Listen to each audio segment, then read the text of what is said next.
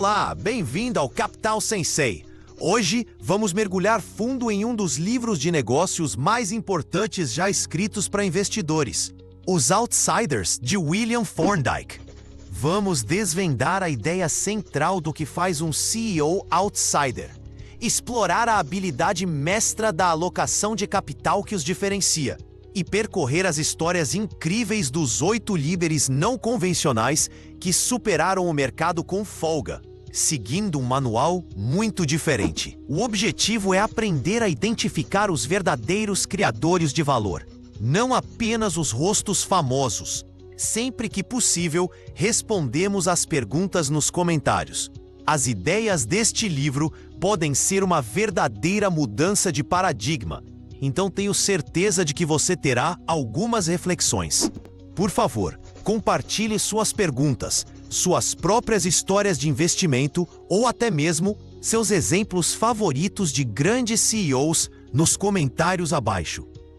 Construir uma comunidade onde todos nós podemos aprender uns com os outros é a melhor maneira de expandir nosso conhecimento financeiro. Então, vamos começar com uma pergunta simples. Quando você pensa em um grande diretor executivo, um grande CEO, que imagem vem à mente? Para muitas pessoas, é um líder carismático e visionário. Alguém que faz discursos inspiradores. É uma figura constante nos canais de notícias financeiras e está sempre na capa de revistas de negócios. Pense em alguém como Jack Welch, o lendário CEO da General Electric durante seu auge nas décadas de 80 e 90. Ele era o protótipo, o CEO celebridade que todos queriam ser. Mas o livro de William Thorndike propõe uma ideia radical. Ele argumenta que os CEOs verdadeiramente excepcionais, aqueles que entregaram os melhores retornos de longo prazo para seus acionistas, eram o oposto polar desse arquétipo. Eles eram quietos, analíticos, muitas vezes desconhecidos e intensamente reservados. Eles eram outsiders. Eles não se importavam com a aprovação de Wall Street ou com o tamanho de seu império. Eles se importavam com uma única coisa: aumentar o valor por ação de sua empresa no longo prazo. Thorndike identifica uma verdade central que muitas vezes é negligenciada. Um CEO tem 2 tarefas fundamentais. A primeira é administrar as operações do dia a dia do negócio, garantindo que as fábricas sejam eficientes, os produtos sejam bons e os clientes estejam felizes. A segunda, e indiscutivelmente mais importante, é alocar o capital que o negócio gera. Essa segunda tarefa, a alocação de capital, é o tema central de Os Outsiders e a habilidade-chave que separou esses 8 titãs de seus pares. O que exatamente é a alocação de capital? Vamos simplificar. Imagine que você possui uma única cafeteria de grande sucesso. Todo mês, depois de pagar pelos grãos, leite, aluguel e seus funcionários, sobra uma pilha de dinheiro. Esse é o seu lucro. Agora você precisa decidir o que fazer com essa pilha de dinheiro. Esse processo de tomada de decisão é a alocação de capital. Você tem algumas opções, e a escolha que você fizer determinará o sucesso futuro do seu pequeno empreendimento. Você poderia reinvestir esse dinheiro em sua cafeteria existente. Talvez comprar uma máquina de café expresso nova e mais rápida para reduzir o tempo de espera dos clientes. Ou reformar a área de aceitos para atrair mais pessoas. Isso é como uma empresa investindo em seu próprio crescimento orgânico. Ou você poderia usar o dinheiro para adquirir a padaria em dificuldades ao lado, na esperança de combinar os negócios e vender mais doces com seu café. Isso é uma aquisição. Outra opção é quitar o empréstimo que você fez para abrir a loja, reduzindo sua dívida e os pagamentos de juros. Você também poderia optar por levar parte desse dinheiro para casa como recompensa pelo seu trabalho duro, o que é semelhante a uma empresa pagando dividendos aos seus acionistas. E, finalmente, há mais uma opção, e é crucial. Digamos que você acredite que sua cafeteria é o melhor investimento em toda a cidade. Você poderia usar seus lucros para comprar a participação de um pequeno sócio que quer vender, aumentando sua própria porcentagem de propriedade. Isso é o equivalente a uma recompra de ações. Essas 5 escolhas, investir em operações, adquirir outros negócios, pagar dívidas, pagar dividendos e recomprar ações, são as ferramentas na caixa de ferramentas de alocação de capital de um CEO. A genialidade dos CEOs outsiders era sua abordagem quase fanática e racional para escolher a ferramenta certa na hora certa. Eles tratavam o dinheiro da empresa com o mesmo cuidado e prudência como se fossem suas economias pessoais, porque em muitos casos uma grande parte dele era. O livro analisa as carreiras de 8 desses CEOs e mede seu desempenho em relação a 2 benchmarks: o índice S&P 500 e o desempenho do célebre Jack Welch na GE. Os resultados são impressionantes. Em média, as empresas dos outsiders tiveram um desempenho 20 vezes melhor que o S&P 500 e 7 vezes melhor que a GE. Eles não eram apenas bons CEOs, eles estavam em uma categoria à parte. Vamos começar com a figura que Thorndike apresenta como o grande mestre dessa disciplina, Henry Singleton da Teledyne. Singleton era um engenheiro brilhante com doutorado pelo MIT.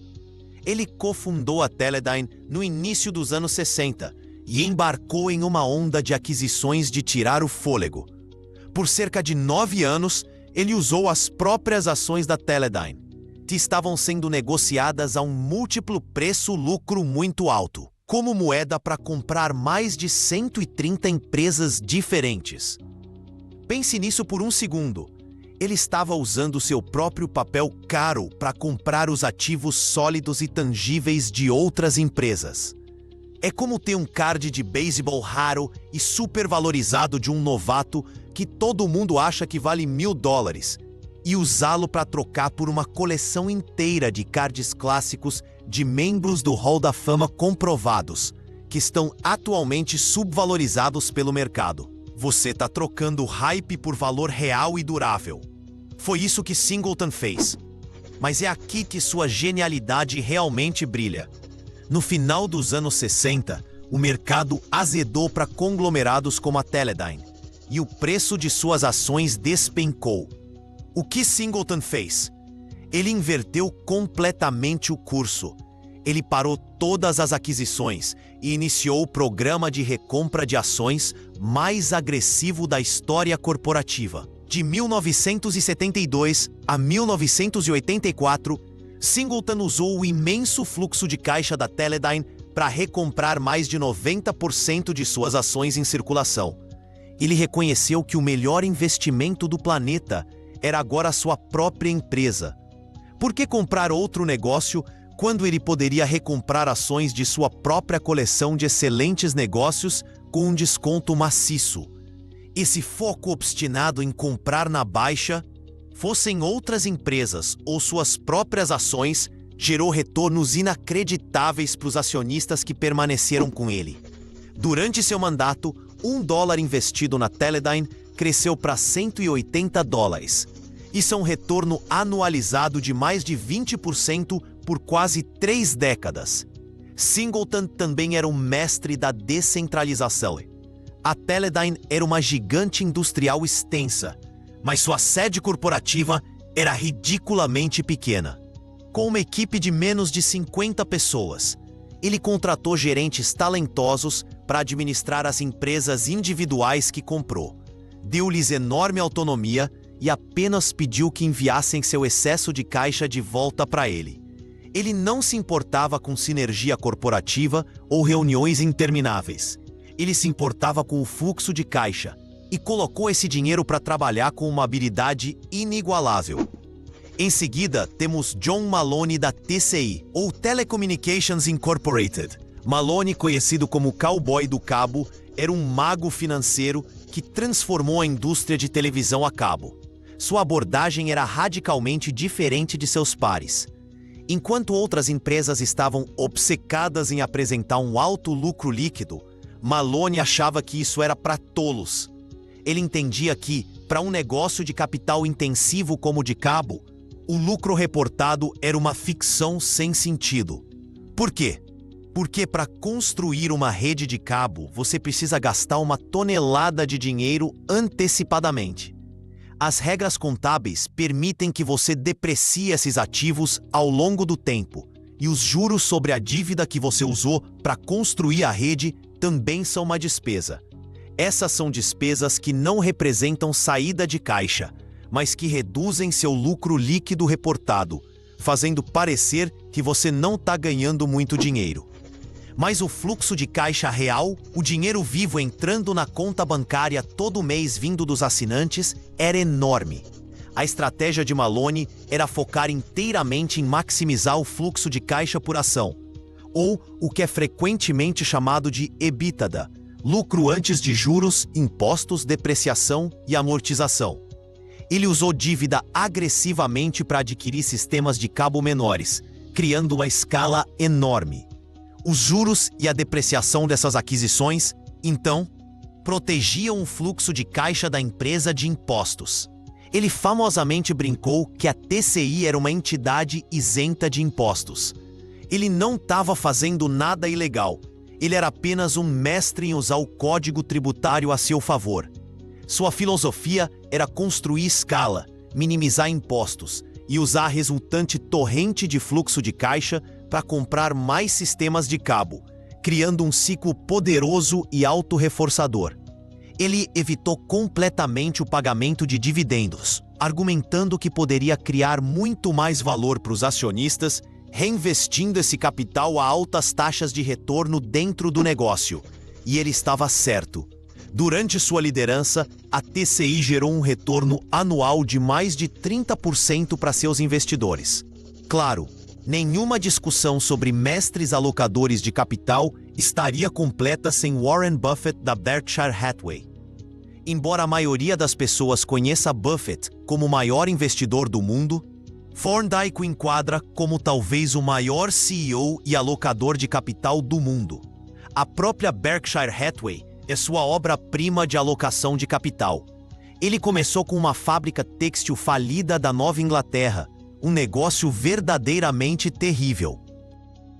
Mas aquela fábrica falida ainda produzia um pouco de caixa.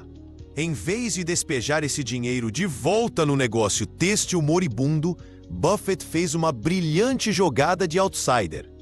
Ele usou caixa para comprar participações em negócios muito melhores, começando com companhias de seguros como a National Indemnity. Isso o levou a descobrir a mágica do float de seguros. Vamos detalhar o que é o float. As seguradoras recebem os prêmios dos clientes hoje, mas podem não ter que pagar sinistros até meses ou mesmo anos depois. Esse montante de dinheiro que elas mantêm nesse ínterim é o float. É essencialmente um empréstimo maciço que elas podem investir para seu próprio lucro. E a melhor parte, se elas administram bem seu negócio de seguros, o custo desse empréstimo pode ser zero, ou até mesmo negativo.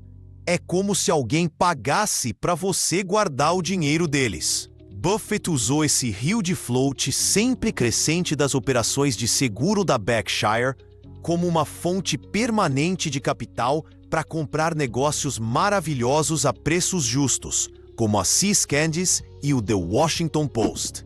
Como Singleton, Buffett é um firme crente na descentralização. A sede mundial da Berkshire Hathaway em Omaha, Nebraska, é famosamente minúscula. Ele compra ótimas empresas administradas por ótimos gerentes e depois os deixa em paz para fazer o que fazem de melhor. Seu trabalho, como ele o vê, é pegar o excesso de caixa que esses negócios geram e realocá-lo nas oportunidades mais promissoras disponíveis, seja comprando outra empresa inteira ou adquirindo ações no mercado aberto.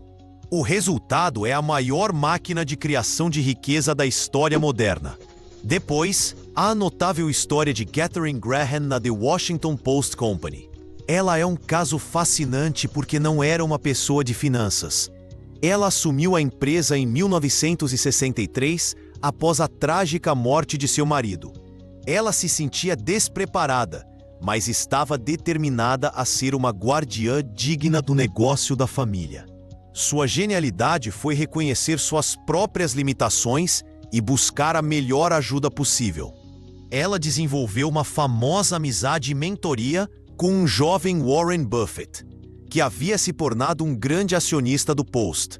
Guiada pela lógica de Buffett, Graham tomou duas decisões transformadoras de alocação de capital.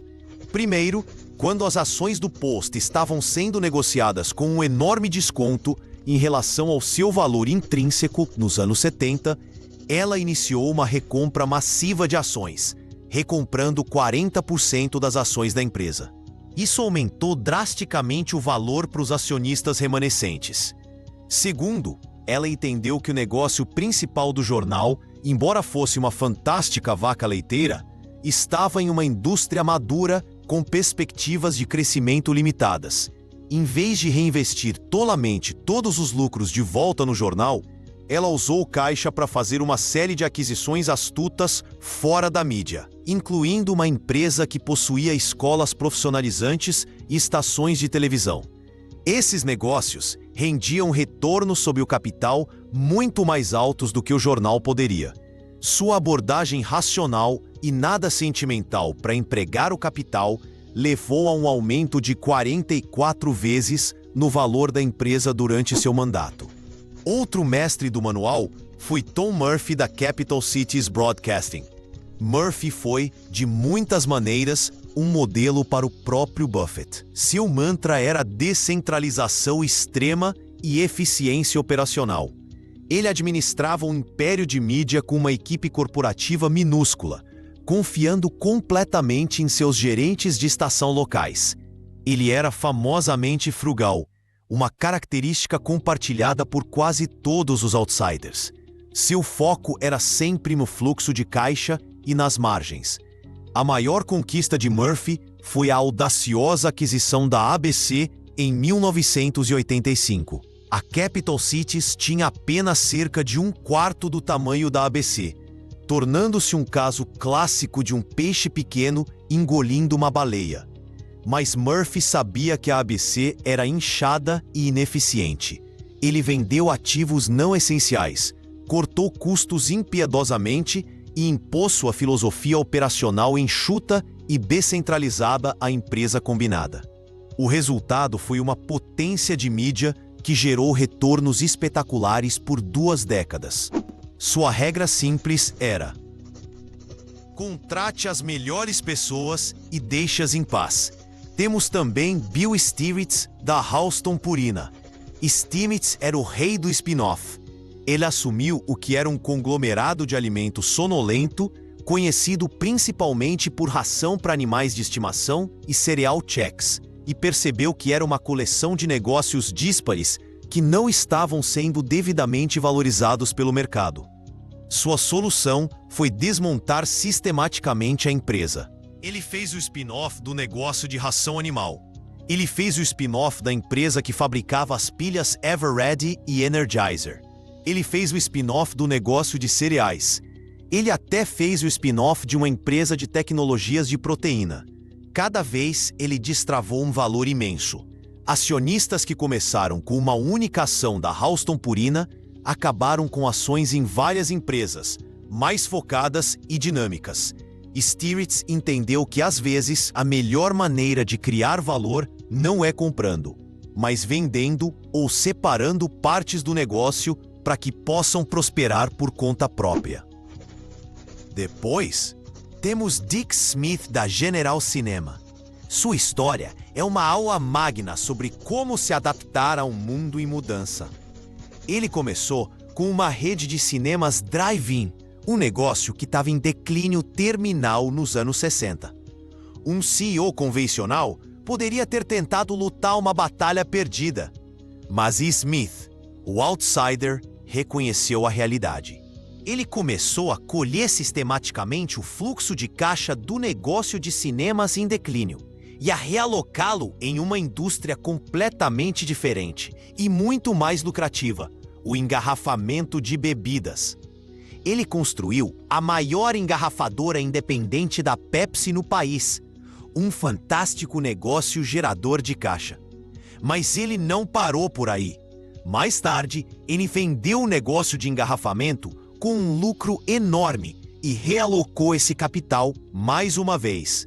Desta vez, no varejo especializado, ao adquirir a loja de departamentos de luxo Neiman Marcus.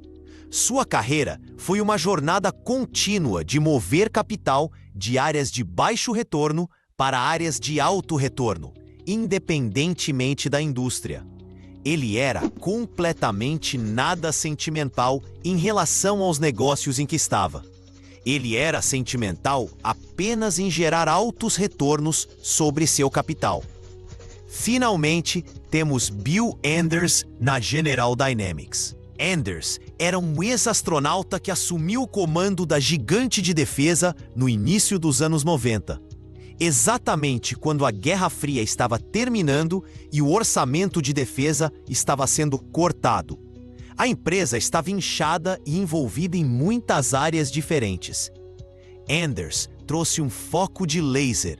Ele declarou que a General Dynamics só permaneceria em negócios onde fosse a número 1 ou número 2 no mercado. Ele passou a vender muitas das famosas divisões da empresa, incluindo a de aeronaves Cessna e sua divisão de mísseis. Isso foi chocante para o establishment da indústria. Mas Enders foi frio em relação a isso. Ele pegou os bilhões de dólares em caixa gerados por essas vendas e, em vez de fazer uma aquisição tola, devolveu tudo aos acionistas por meio de dividendos especiais massivos e recompras agressivas de ações. Ele encolheu a empresa para aumentar seu valor, e o preço das ações disparou, recompensando os investidores que confiaram em sua estratégia racional. Então, quando você olha para essas 8 histórias juntas, um padrão claro emerge. Este é o manual do outsider. Em primeiro lugar, a alocação de capital é a tarefa mais importante do CEO. Eles se viam mais como investidores e alocadores de capital do que como gerentes. Eles começavam cada dia perguntando: qual é a melhor maneira de empregar os recursos de nossa empresa hoje? Segundo, seu objetivo principal era sempre maximizar o valor por ação, não o tamanho ou a receita geral da empresa. Eles preferiam ter uma empresa menor e mais lucrativa com menos ações em circulação do que um império massivo que mal era lucrativo.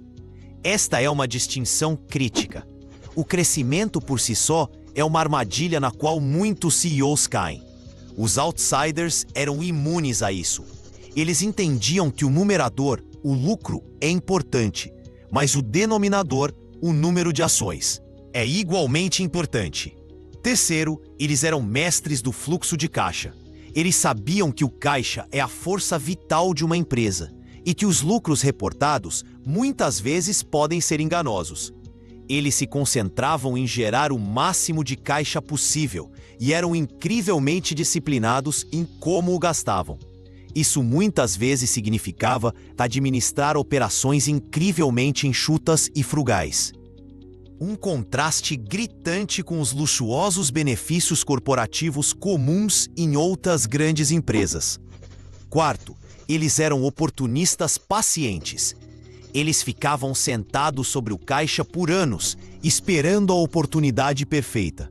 Mas quando essa oportunidade aparecia, fosse sua própria ação sendo negociada a um desconto ridículo ou um alvo de aquisição perfeito se tornando disponível, eles apostavam alto.